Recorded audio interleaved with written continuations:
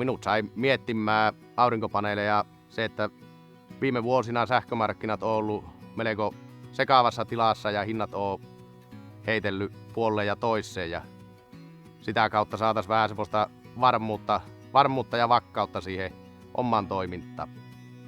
Ja tietenkin niin päällimmäisenä se, että se on kannattava investointi minulle, niin sitä myöten on menty.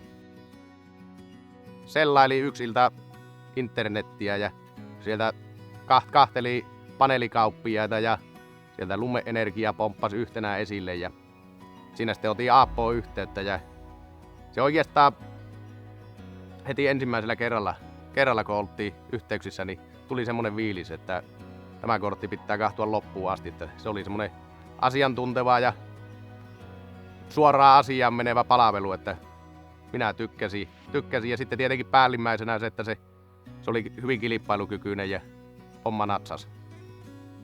Kaikki lähtee liikkeelle energiaprofiilin luomisesta ja sen luomiseen käytetään kiinteistökohtaista energiankulutusdataa.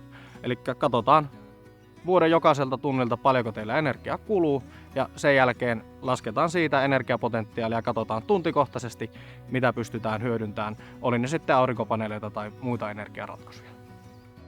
Kun sun omalle tilalle on saatu energiaprofiili luotua, niin sitten pystytään näille hankkeille, esimerkiksi suuri aurinkovoimaloille, määrittämään oikea koko, jolloin oma käyttöaste pysyy korkeana ja saadaan se energia käytettyä itse, ei myydä sitä verkkoon ja näin saadaan sitä investoinnista myös oikeasti taloudellisesti järkeä. Se lähti sillä hyvin luontevasti liikkeelle siinä ja Aapon kanssa tehtiin vähän laskelmia ja katsottiin ensimmäisiä tarjouksia läpi. Ja siinä vaiheessa sitten vähän annettiin asiaa hautua ja pikkusen väännettiin ja saatiin hinta kohdalle ja lyöttiin kättä päälle. Hanke tullaan rahoittamaan ELY-keskuksen investointituella ja lisäksi Lummen rahoitusvaihtoehdolla, että siitä Aapon kanssa on keskusteltu ja näin se erittäin joustavaksi ja kilpailukykyiseksi ja sitä oli helppo muokata niin itsellensä sopiva.